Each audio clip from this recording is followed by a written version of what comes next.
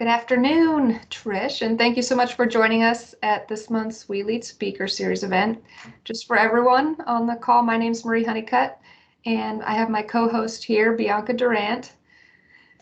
If this is your first WLEAD event, welcome. We're glad to have you, and if you've attended before, welcome back. Before we get started, just a little overview on WLEAD. This committee formed about 7 years ago as champions of diversity. We're committed to the D&I education and awareness, supporting professional growth of our employees, and of course, uniting our workforce and community. So we're thrilled to host the WLEAD Speaker Series each month, which you're now a part of, and it brings together members of our community. The idea is to build connections and create awareness on important topics. Today we have Trish Baker. Trish recently retired from her position as Executive Director of the Alaska Wildlife Conservation Center. Her career began in the oil and gas industry in emergency management, regulatory and legislative affairs, and community engagement. And then she shifted gears and worked 4.5 years in the nonprofit sector and the Alaska Wildlife Conservation Center. So passionate about education as well, Trish volunteers with the Anchorage School District and Junior Achievement of Alaska. And today she'll share insights on her professional experiences and the dynamics of her role at the Wildlife Conservation Center. So with that, welcome, and I'll turn it over to Trish. Wow, well, thanks, Marie. So funny when somebody reads your bio, you're like, oh, who is this interesting person?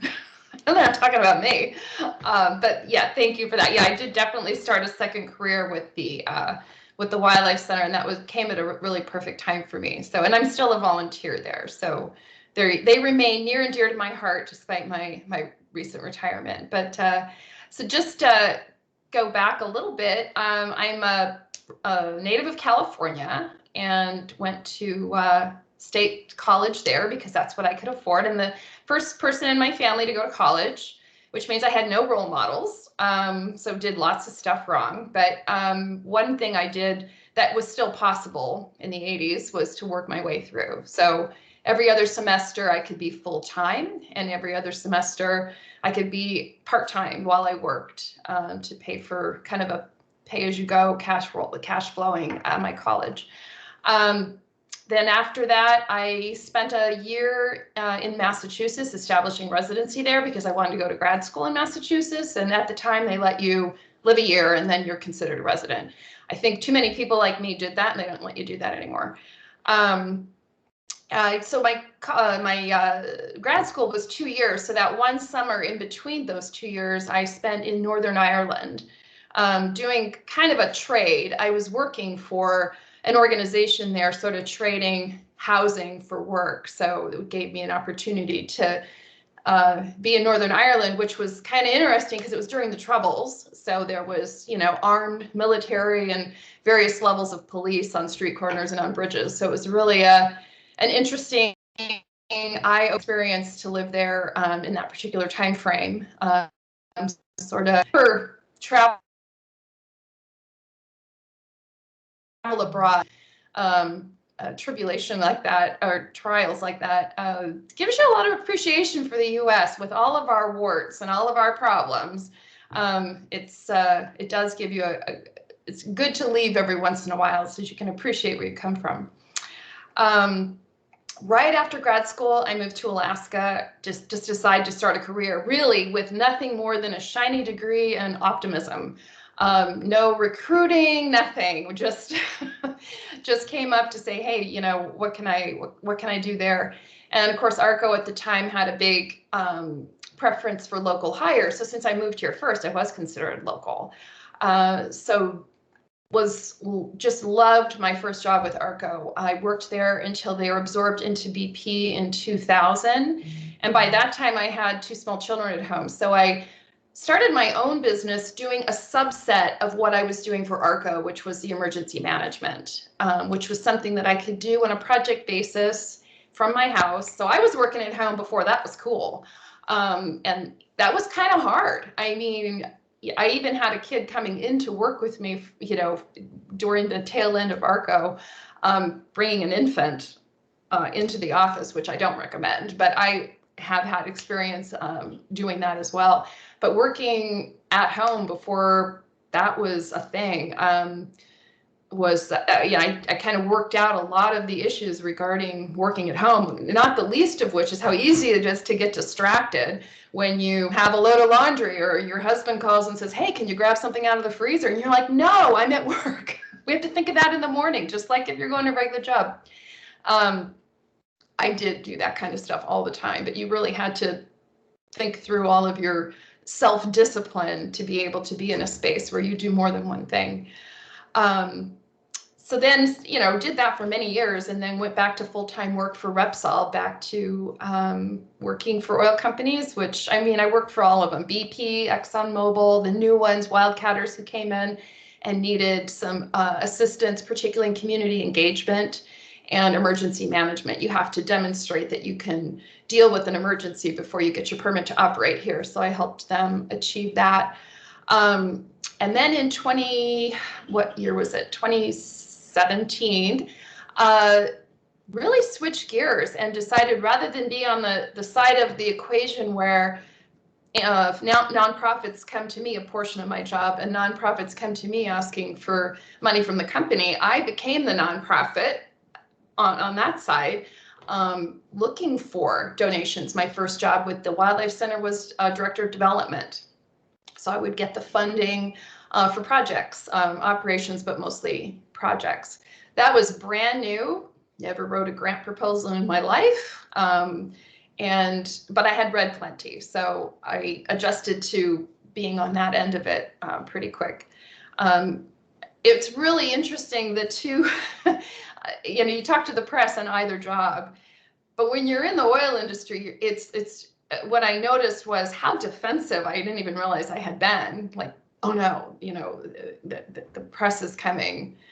You have to talk about how important oil and gas is to our economy and to our way of life, and you don't realize how defensive you sound. And then you represent a wildlife center, and it's just like everybody in the world wants to talk to you. It's all good news. It's all fuzzy and warm, and you don't feel defensive at all. And it's like, it was just kind of an aha moment for me. It was kind of fun. Joining that and then taking on the ED role, global pandemic, didn't think that anything was going to be more challenging than that. And then 2021 happened, and we realized there could be stuff more challenging than that, which included a major staffing shortage, which we were not the only ones to deal with that. Everybody understood what we were talking about, but because so many countries around the world and the entire cruise industry, weren't really receiving visitors, people who had put off their 2020 vacation, they said, well, to heck with that, we're going to go domestic. So it seemed like the whole world ended up in Alaska last year, and most of them came to the Wildlife Center. So we had queues galore and not enough staff really to deal with it. But what I had noticed was that was not an unusual situation. So people were pretty patient waiting in line, pretty patient, with just delays. There's a long queue and we got one person or two people, and that doesn't really sound like enough. So we did deal with that, but that was an eye-popping situation that I didn't really anticipate. I just didn't think that we were going to get the numbers that we got. So that was some interesting challenges that we went through. And it really impacted both the COVID pandemic, just normal nonprofit operations, then COVID, then a staffing situation, really impacted leadership style.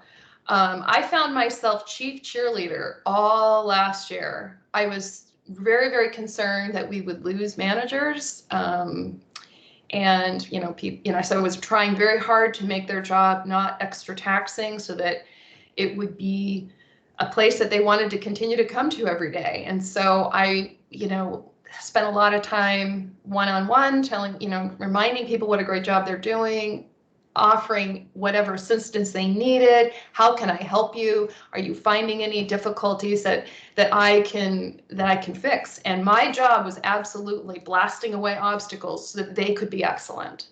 And that really was the job. That leadership position was to let other people with their areas of expertise, the animal care providers, the education providers, the retail people, to make sure that they had what they needed to be excellent. So if there was something in their way, that was my problem, to try to get that out of their way so that they could achieve what they needed to achieve. And that actually added quite a lot of clarity because of the extreme situations that we were experiencing. And I have I really one of my I don't know, role model, that's not really the right word, I guess, person that I really look up to is Winston Churchill. I have a whole book of Winston Churchill quotes. And I would harken back to some of these because, of course, he was a leader during very tumultuous times, and not that the tumultuous times that we were enduring could even be compared to what Winston Churchill was involved in. He did come up with some really great quips. And I actually painted a few of them on a bench that I have out in my garden. But one of them, I love it. It's success is not final and failure is not fatal. It is the courage to continue that matters.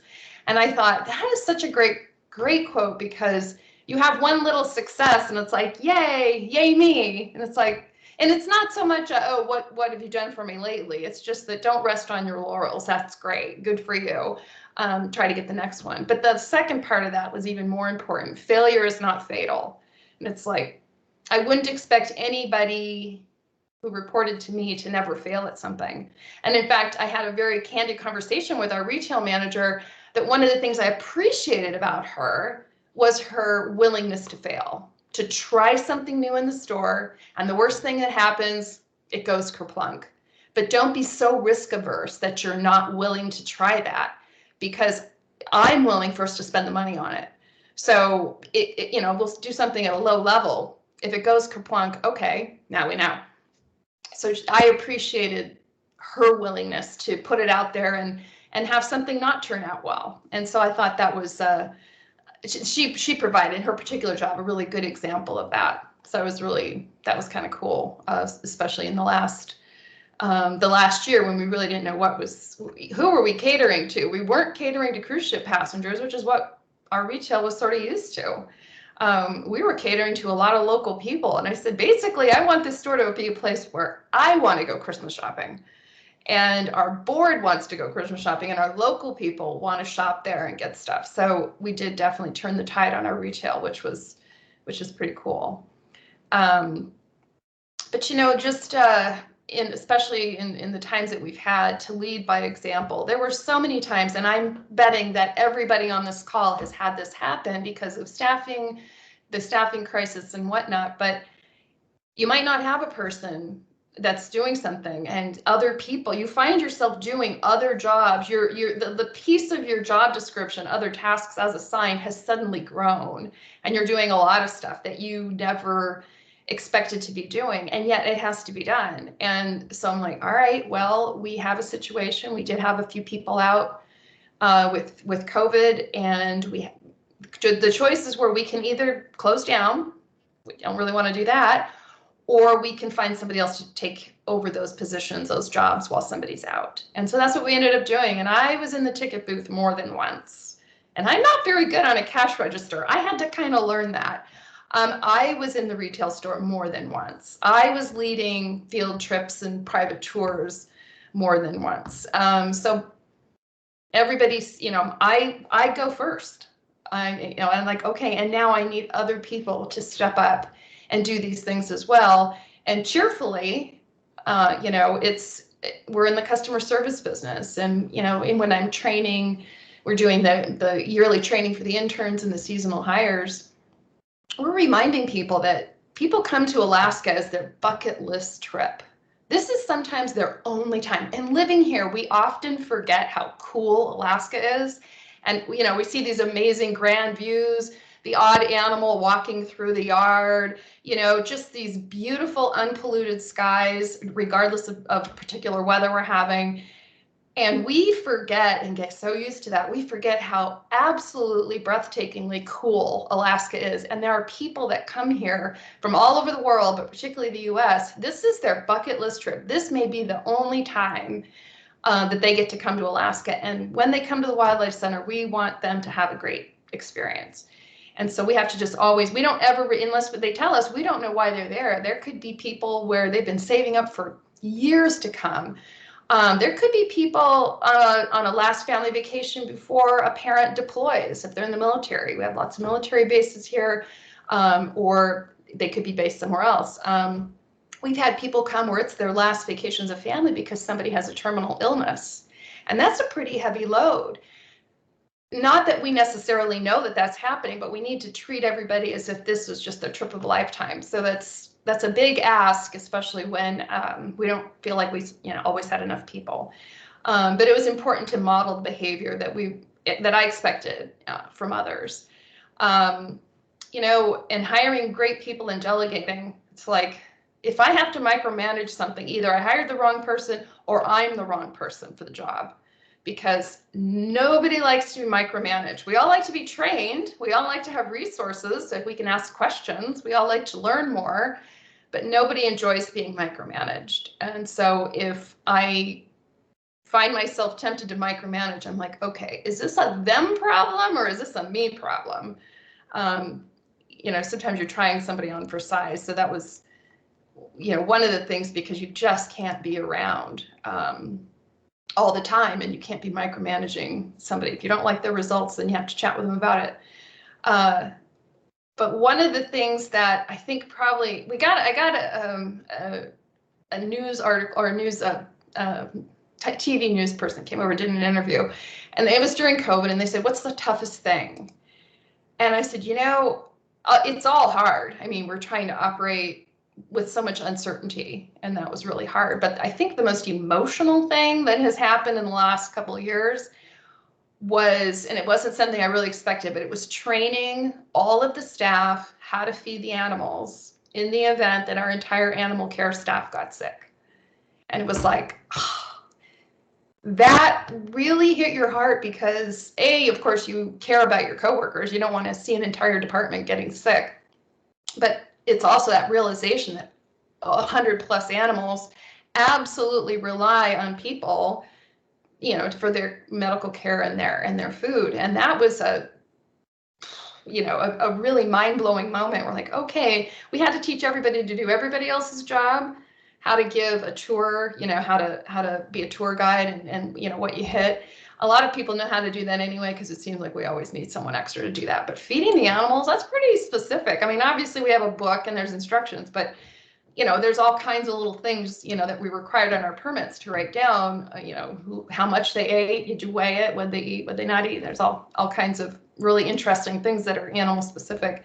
But that was probably the most emotional thing that happened during COVID, was that realization that we had to teach everybody how to feed animals, where the food is, and how you record it. So that was something you don't really see coming. You take a job at a wildlife center, it's like, yeah, but I don't actually deal with animals. Oh yes, I do, in a very big way. So yeah, lots of interesting stories about actually taking care of the animals, but also having a 200-acre facility that gets a lot of people and a lot of kids. And my emergency management training, came back because I wrote a lot of contingencies. Like, what do you do if there's a lost child? It's 200 acres with a lot of animals. Not that it's easy to get into a habitat, it's not, but that's, of course, you're a parent, that's where you're going. You're, and teeth and claws because your kid's missing. So what do we do in that situation? And what do we do, with an animal that escapes? And what does that look like? Is it an animal, or is it an animal? Is it a teeth and claws animal, or is it a grazing herbivore? Different strategies for that. And I like to practice those things all the time, and I don't ever want to have them happen for real, but we like to practice them. What we would do so you don't panic. And there's what do you do if we get a lot of older people there? What do you do if some older person has a medical issue? All hands on deck. We have lots of all hands on deck kind of things, just regardless of what your job is and what you're hired to do. If we're having a no kidding emergency, everybody has a role. Something simple like tell the ambulance where we are, show them where we are, to closing gates, to actually, of course, we have everybody AED and first aid trained. But that's the kind of stuff that kind of, as you're talking it through, you can just sort of see everybody's anxiety level goes up, and you're like, you want them trained, but you want everybody calm. We don't want panicking, because we would be the ones that would be considered in charge. And so when you're in charge, you can't panic. So, I mean, I'm all over the place. I realize that because it's a wildlife center, and that's way different from what most, the working environment that most people work in. So let me open it up. What questions does everybody have about, working in, leading a wildlife center? Hey, Trish. Can you hear me all right? I can. So I have to ask, did you did you get to feed the bears? I did. Yes. So And what you can precautions- too. Oh, really? Yes. So as our bears have gotten older, we used to have a public feeding every day. And as they've gotten older, and they're not geriatric yet, but they're not cubs either, they kind of change over time. Plus, the wildlife center has gotten very popular. So we actually feed them in the private area now, but they'll do 3 days a week in the summer only, what's called a bear encounter, where up to 10 people, it's very, very limited because of safety, can pay to go back with the keepers and be there when they're fed, and even, be handed some food, and they can feed them themselves. But yes, I have gotten to feed the bears. I've gotten this close to them through a fence. I have never actually touched a bear. If a situation arises where I'm touching a bear, then something has gone badly wrong. But yeah, there's animals that even our keepers, we don't approach without them being sedated. And the bears are on the top of that list. Having said that, I have, been in physical contact with other animals. Really, really fun.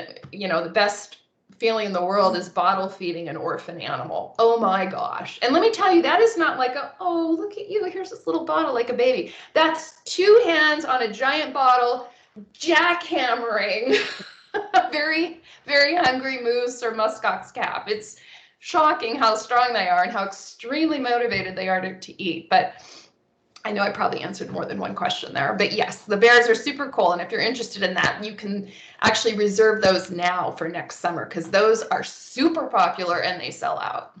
Oh, wow. Okay. Yeah, thank you. Sure. And then if I could just follow up with one more question. I don't want to hog all the questions here, but you mentioned that you were in Northern Ireland during a contentious period. Have you had the opportunity to go back and visit? You know what? I have, and it was funny. It's officially called The Troubles. If you look it up on Google, that's what you'll get. Yes. So my grandfather is Irish.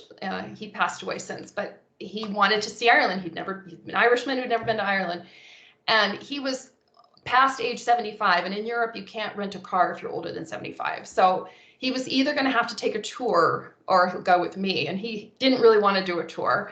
So I said, well, sign me up, So I took my grandparents in 1999, so 9 years later. And it was funny because I didn't realize how much I was using the guard stations as a milestone. And we were into the north 20 minutes before I even realized it. We were in the Belfast side, and I was like, I know it's here somewhere. Where's the guard station? They stop you, they search your car. I'm like, no, we went right by them. So they had decommissioned the guard stations in 1999. So I was able to go back and for a month take my grandparents all over, including the north. And it's a much more civilized place now without having armed guards mixing with shoppers and children and commuters. That's so funny. I was there in 1999 too. What a small world.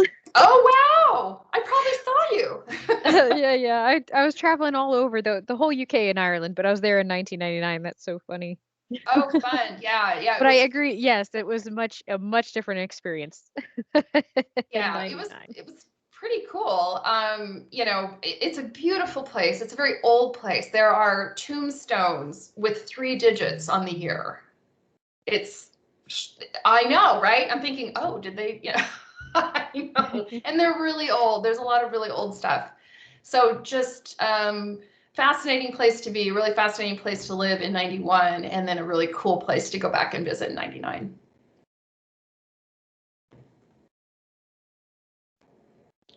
So other questions about anything? Hey, Trish, it's Cindy. I've got one for you.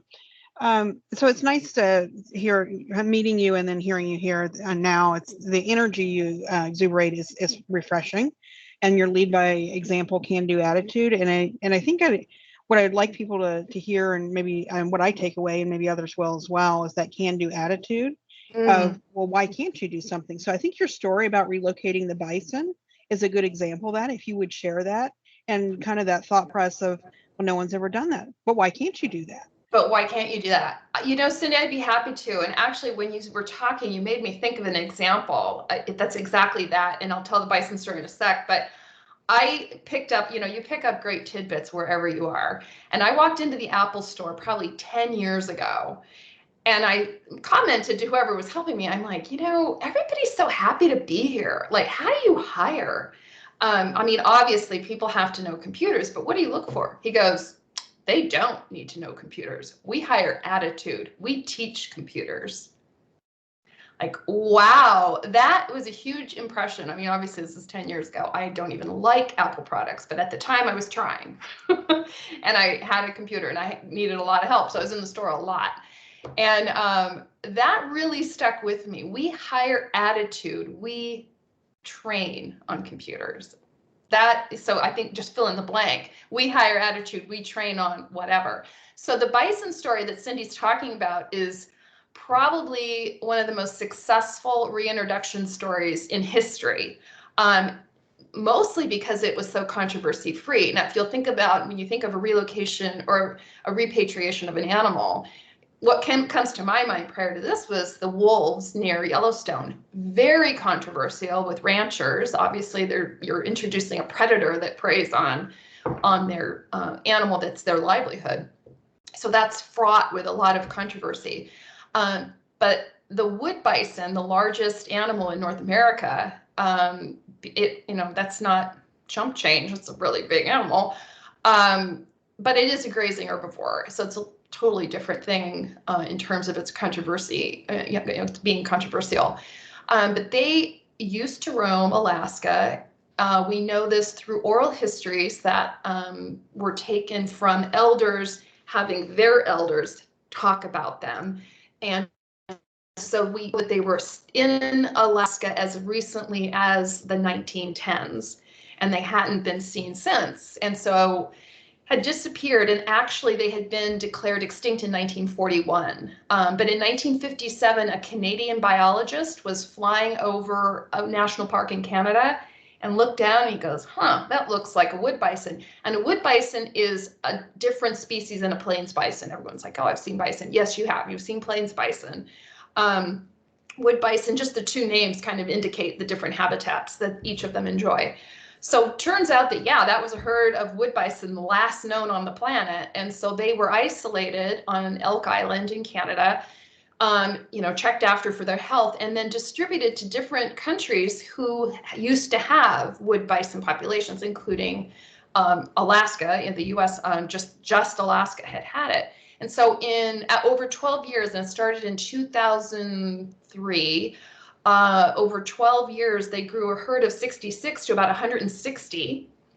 And then you're like, wow, okay, 160, they needed, but they definitely got some land leased from the Forest Service to accommodate this large group. And the intent, of course, was always to transport them. So in a single day in April of 2015, they separated out the bulls. I'll talk about the bulls in a second, but on that April day, in 2015, 100 animals, a combination of females, juveniles, and calves, were taken in 4 trips on a Hercules C-130. So there were these 2 special containers built, and they're just the same kind of container you'll see on the back of a semi, because they were actually trucked to the Anchorage airport first. So 2 at a time. So these special containers that have lots of venting on them.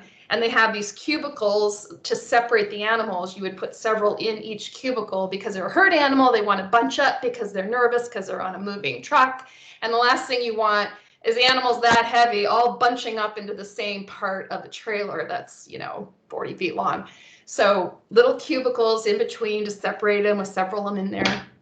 They did the hour trip to the Anchorage airport, loaded 2 at a time on the back of the C-130, took off, went 400 miles to a ice runway in the village of Shagaluk on the Innoko River in interior Alaska, and then let them out into this. I mean, it's funny because, they were raised in human care. So that means you put a little orange plastic fence and they stay inside of it, even though in a heartbeat, the smallest of them could have taken it out. And then, the plane went back, picked up 2 more containers, and this happened all in one day. So in a single day, 100 of these animals, just majestic, beautiful, but very strong animals, were moved. They were fed there for about 10 days, kind of rest up because sedation was involved. It was a little bit of an experiment because it's not like you do this every other week. So they didn't want to give them too much. So you kind of err on the side of not quite enough, but you let them kind of roam in there and be fed.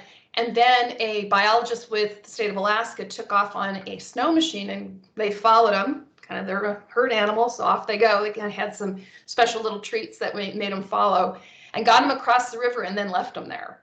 And then in June, the bulls were too big to put in an airplane, again with the sedation and not knowing exactly how much was too much and erring on the side of not quite enough. Just having a bull that weighs over 2,000 pounds just shift left cheek to right cheek sitting down could take out the airplane. That was a non-starter. That wasn't safe. So those guys couldn't go by air. So the same containers, there were 10 of them. We put three per container with the cubicle in between. And those were actually trucked all the way to the Yukon River and then floated down. So their trip, whereas the girls, everybody got there in a day, they took the boys 4.5 days. The boys, 4.5 days. And then just an airplane flying over and they go, yeah, I see the main herd. Just pull over at these coordinates and just let them go. And so they didn't get that 10-day rest period. They were just let go. And of course, they found the herd. We've had babies. They found them. So that wild herd, the Wildlife Center continues to have a role in that amazing conservation project because just even little things like finding out information from our herd, like if there's a plane overhead, you look at a certain animal, we know exactly who that animal is. They say, okay, that animal, that's a 3-year-old female. So from the air, that's what a 3-year-old female looks like. How about this one? Okay, that's a 2-year-old male. So from the air, when you're looking at an animal that's that shape and that size, it's approximately, a 3-year-old female, a 5-year-old male. It's easy to tell the babies because they're orange, but after that, babies are little.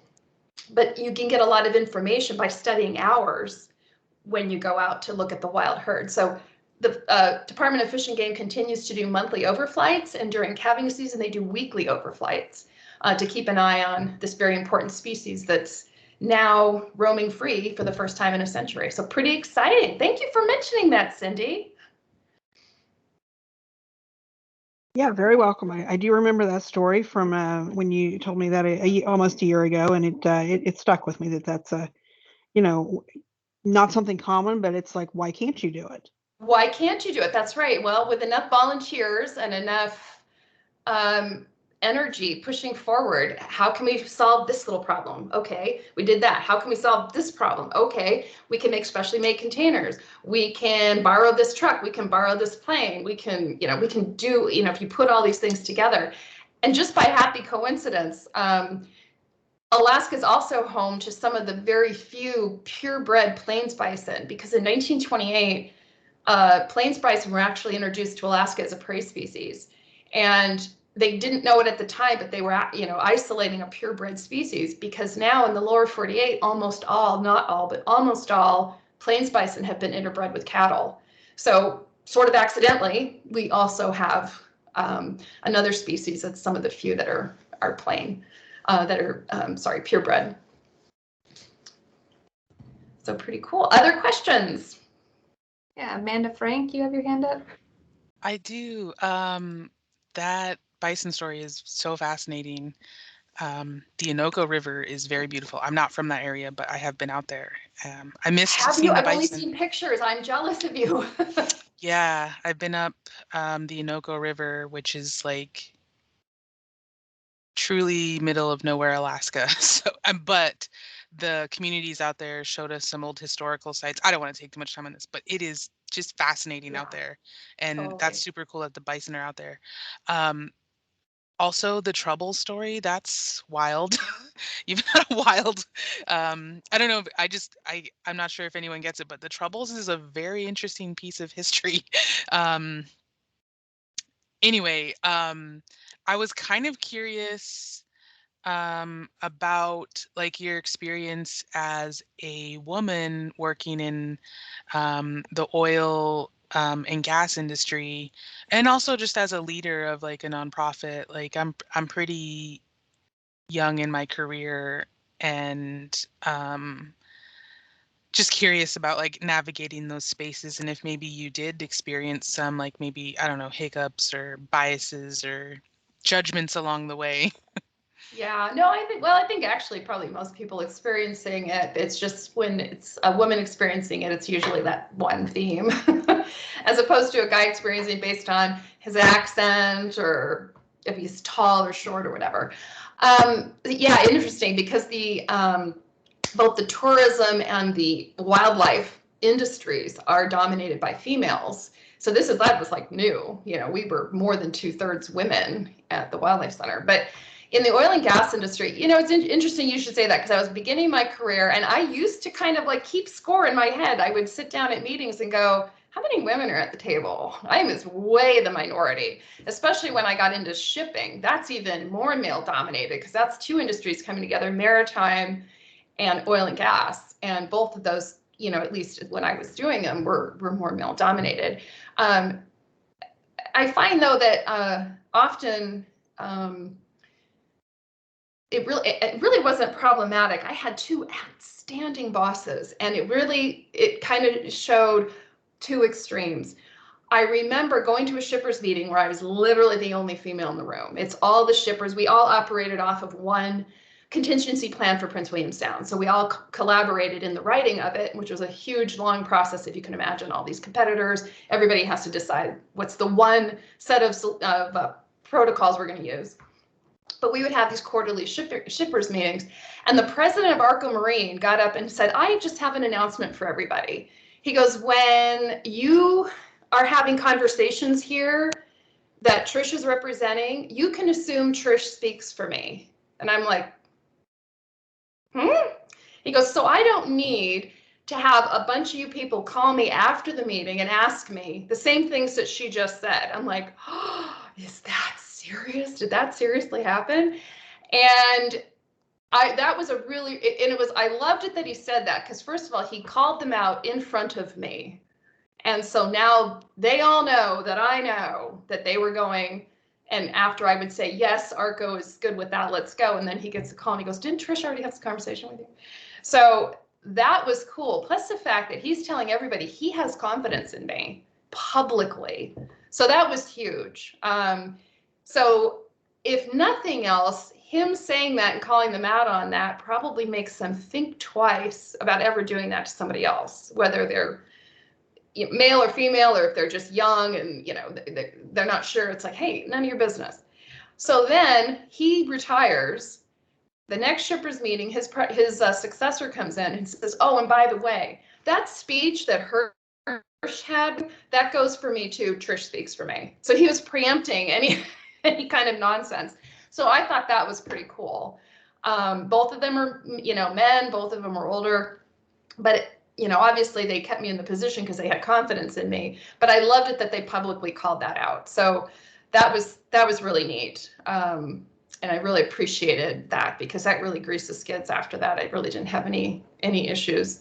So yeah, I mean, that was a thing. And then even to add more femaleness, I became pregnant while I was in that job. And so it was, I hadn't really said anything, but I left and came back and everybody kind of went like this to me when I walked into the dinner, and kind of went, well, someone's let a cat out of the bag. And then they're all embarrassed. I'm like, yes, I'm having a baby. We'll sort it out. I said, it's really, the only thing is you can plan for it. And like, a heart attack, you can't really plan for that. So, we'll continue to operate. It was pretty fun. And then, eventually these people become your coworkers, kind of your colleagues, your friends. Some of them I'm still friendly with to this day, and they were competitors at the time. So obviously we got over it. But yeah, interesting being a woman in that particular time.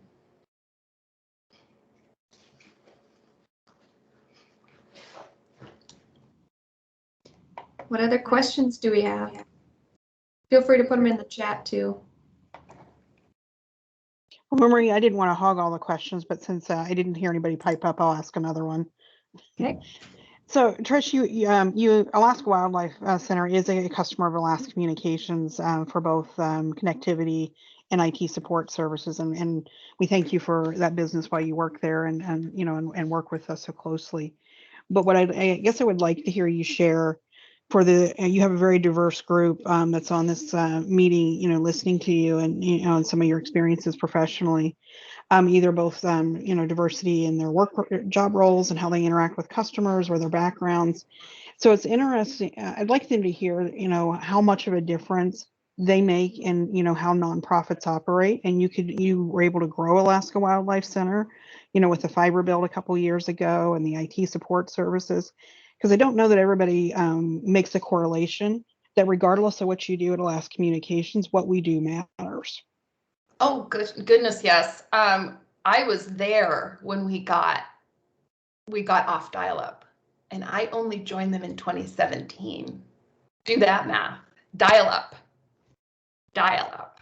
Okay, which means if you're doing something like what I was doing, right, Bianca? I know. If you're doing something like what I was doing, and I'm doing online grant proposals, I'm not doing that at the office, clearly. So by having the upgrades to our computer system was the difference between having the capability of actually working in the office and not having to leave early to go home and use your home office nonprofit, right? People that work for nonprofits tend to be very, very passionate about it. And so they don't mind taking some of the work home. That's something you have to really guard against, though, because that leads to burnout. But nevertheless, it was just some of the machinery. We're getting a new POS system now, and that's, if you don't know what that is, point of sale. It's a fancy word for saying cash registers. But we're getting, but it does all of the really cool accounting when you run the reports and whatnot. And we're just now getting that. But having the upgraded capability was day and night. It made such a difference. And with a nonprofit, money is always an issue. And, because it's, we were fortunate, though, having an earned income base, because we do charge admission. So we actually have a very regular revenue stream that we're not completely reliant on donations, which a lot of nonprofits are. But nevertheless, we are in Portage. That is probably the single biggest obstacle to overcome, is our location. And of course, how can you have a 200-acre wildlife facility when you're not in the hinterlands? So we kind of have to be in the hinterlands, but it does have hiccups because of severe weather, and it's just hard sometimes to get out there. If we're having a problem, but that problem could be weather caused, but that same weather is keeping a person from being able to come and deal with it. So all of those delays are important to us, but being able to have reliable internet is huge. Who is it not huge for? I mean, I ask you, you can't do anything without the internet now, but now with being able to do online reservations for tours like the Bear Encounter, online reservations for teachers to be able to do field trips for their students. You want to buy tickets online and do a private tour next summer, and you want to make sure we don't sell out, because we sold out in 2021. That was the big thing, was everybody was selling out of things. So all of that requires internet. And it's not that we don't want to talk to people. In fact, we love it when we get to talk to, we all love to talk to people who are our vendors. We want to talk to someone's computer. And it's really nice being able to have, Terry is always my go-to person. But to have that ability to talk to someone, it's like, hey, this is a problem we're having. It's like, we don't know your organization nearly as well as you do. So you tell us who we need to talk to. And that's great, being able to have that. But it made such a difference in our ability to just be in the 21st century. So yeah, really, really huge. And when I said portage, it made me think of something, and I can't remember what I was thinking of.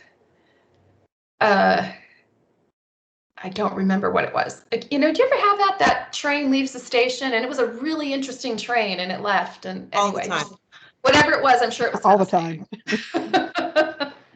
So where does your employee base, where did it come from? Was it mainly Girdwood, Anchorage, or 20 Mile? Yeah, our employee base grows hugely in the summer. And so we get a lot of interns and seasonal hires. That the biggest source for seasonal hires, interns, is outside Alaska. This is their opportunity to do something super cool. It's not that the Wildlife Center goes out of their way to pick people who are from other areas. For the internships, those are, either college students or recent grads who need to put something on their resume, but who can already add value to our organization because they already know stuff. They're already studying animals, or they're studying forestry, or they're studying some kind of an environmental naturalist subject that they can already add value with what they know. Plus, they'll come and they'll do their own talks. So those students and recent grads are selected based on merit, what they can bring.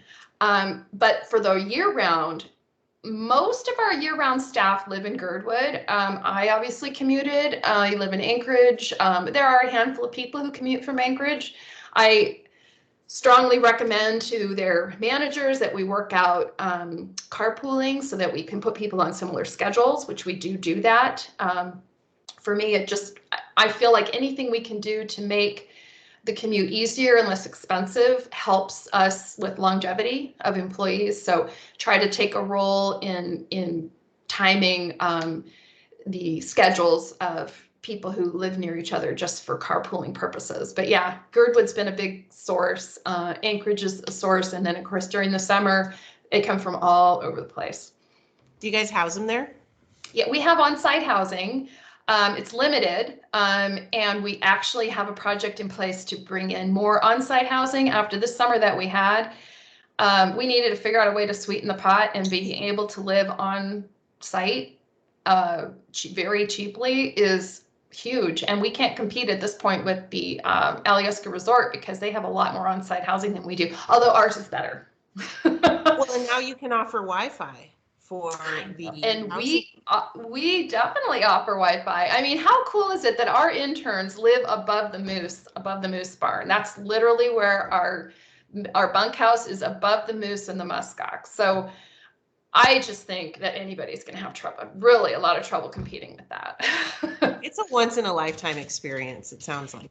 It really, really is. In fact, there's so many once in a lifetime experiences that I've had there. Obviously, bottle feeding baby moose or, baby muskox was a really big deal. Getting to touch a wolf was a huge deal. This last summer, I was assisting Sarah Howard, our curator. She kind of had an all hands on deck situation where we needed to sedate an elk, and an elk is a really big animal. And after it gets sedated, we needed to move it onto a tarp so we could drag it where it needed to be, get it out of the habitat into a place where it was going to have surgery. So multi-100-pound animal, I would say north of 700-pound animal. So I'm like, sure, I'll come help. And why is it she only ever needs my help on a stinking rainy day, right? But that's when she needs my help, without fail. And I'm not wearing rain gear that day. Everyone else is ready for the day except for me.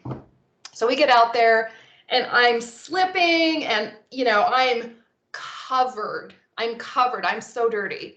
So after we got in there, kind of muscled it up, it's like, okay, high five, we did it. Everything's cool. Successful surgery. Dr. Oakley did a great job. It's all awesome. I said to her, oh my gosh, I am so filthy. I've got to get this mud off. And Sarah says to me, I think it's adorable you think that's mud. right? So that's me. That was one of my best days at work ever. Wow, that story took a twist at the end completely. And that's how it was for me. You got it the same way I heard it. I'm gonna say there must have been some like skin, some type of benefits for your skin, maybe. I don't know. I love it that you think that. Yeah, it's Yeah. adorable. Yeah, cool. Yeah, so, I got to go inside the bison habitat with the biggest animal in North America because Forest Service, we're on their leased land, and they were doing their every other year invasive plant species inspection. And you can't really, they wanted to go inside. So we had the vehicle, but they wanted to walk it. So we worked out a system. This was like me getting onto this big power play because we worked out a system where I'm pacing them in the vehicle, the off-road gator that we're using is kind of a little tractor, and they're walking. And I said, here's the deal before we go in. I said, Sarah is in charge. If she says get in, get in. And I said, and I listen to her too. So if she says it's a thing, it's a thing. We're in her space. This is her house. If she says get in, it's for safety, we get in. So they're walking, and of course the bison are like, oh, what's going on over there? And they're going to wander out. And Sarah's very good at making them do some brave, she's the bravest woman I know. Oh my gosh, she'll get in front of an animal confidently, like, hey, I do this all the time. So it was a couple of times we had to have, I'm like, all right, everybody back in. And they came running, and it was good that we had that conversation ahead of time, but it was a unique thing that we're inside, the allowing people to walk inside the habitat, but it was their job to do it, and they, that was the only way that they felt like they could do it. So that was I only had to do that one time. Yeah, so with our last few minutes, I wanted to ask you one of our closer questions. Sure. So as you sit here and you look back at your career and your journey and the Alaska Wildlife Conservation Center and your next steps, what is your advice to your younger self? Oh my goodness, my younger self. Oh, be brave. Don't think you can't do something just because you haven't yet. Once you do it, you will have done it. So just be brave, don't worry so much about confidence. That will come when you feel more comfortable. Just take a breath, be brave, and say, I'm going to try that. And be willing to fail. Be willing to go, I thought that was going to be cool, and it turned out it wasn't. So I'm okay with not having done that, but I scratched that itch, and you can move on with something. But give it a chance, and just, have some courage, and be bold, because that is probably where you're going to get the most fulfillment and the most, wow, I didn't think I could do that. And I did. And they're like, that's pretty neat. So that's what I would tell my younger self. And actually, to this day, I tell my kids, when going out for sports, I said, hey, if you can stomach rejection, don't stop at the JV. Go for varsity. The worst thing that happens, you don't make it. And she made it.